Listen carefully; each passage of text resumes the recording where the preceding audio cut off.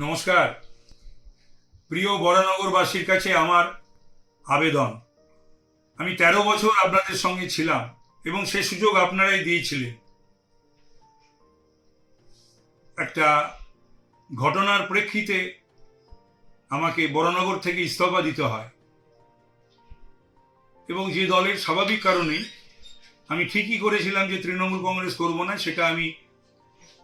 আমার সহকর্মীদের নিয়ে মিটিংয়ে আমি সেটা সিদ্ধান্ত নিয়ে বলে দিয়েছিলাম, কিন্তু আপনাদের বলা হয়নি। আমি নিশ্চয়ই জনসভাতে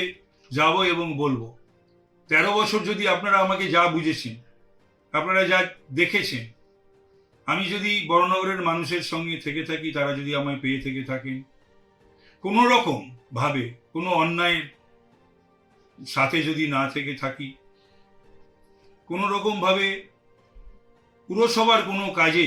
যদি নাক গলিয়ে না থাকি, যদি থেকে থাকি তো তারা বলবে চেয়ারম্যান, ভাইস চেয়ারম্যান, সিআইসি এবং কাউন্সিলররা। বরানগরের মানুষকে যদি শান্তি দিয়ে থাকি, স্বস্তি দিয়ে থাকি, বরানগরের বিভিন্ন রাজনৈতিক মানুষেরা, আর অত্যন্ত রাজনৈতিক সচেতন জায়গা বরানগর, সেখানকার মানুষের মধ্যে যদি অশান্তি গণ্ডগোল না হতে দিয়ে থেকে থাকি, অশান্তি গণ্ডগোল হলে পরে যদি তৎক্ষণাৎ ব্যবস্থা নিয়ে থেকে থাকি, এবং বিধায়ক হিসেবে যদি পুলিশকে ব্যবহার না করে যা যথাযথ, যদি আমি থানায় বোধহয় ১৩ বছরে ১৩ বারও যাইনি, অন অ্যান অ্যাভারেজ বছরে একবার করেও, আমি যদি যথাযথ যা সেটাই যদি করে থেকে থাকি, তাহলে আমি বলবো যে আপনারা এবার যে বাই ইলেকশন বরানগরে অনুষ্ঠিত হতে চলেছে, সজল ঘোষ শুধু আমার অত্যন্ত প্রিয় বলে নয়, আমার পুত্রসম বলে নয়, সজল আমার থেকেও ভালো প্রার্থী এবং মানুষের কাজে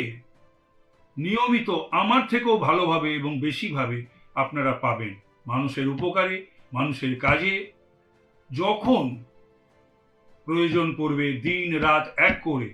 ও মানুষের প্রয়োজনে মানুষের কাছে পৌঁছবে এবং মানুষের কাজে লাগবে। সুতরাং বিধায়ক হিসাবে আপনারা নিশ্চয়ই একজন রাজনৈতিক কর্মীকে আপনারা যদি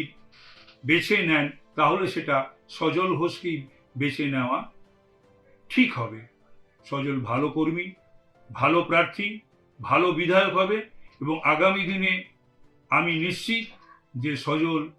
সজলের যে আগামী রাজনৈতিক জীবন, সেটা অত্যন্ত প্রশস্ত, অনেক দূর পর্যন্ত যাবে। আমি আপনাদের করজোড়ে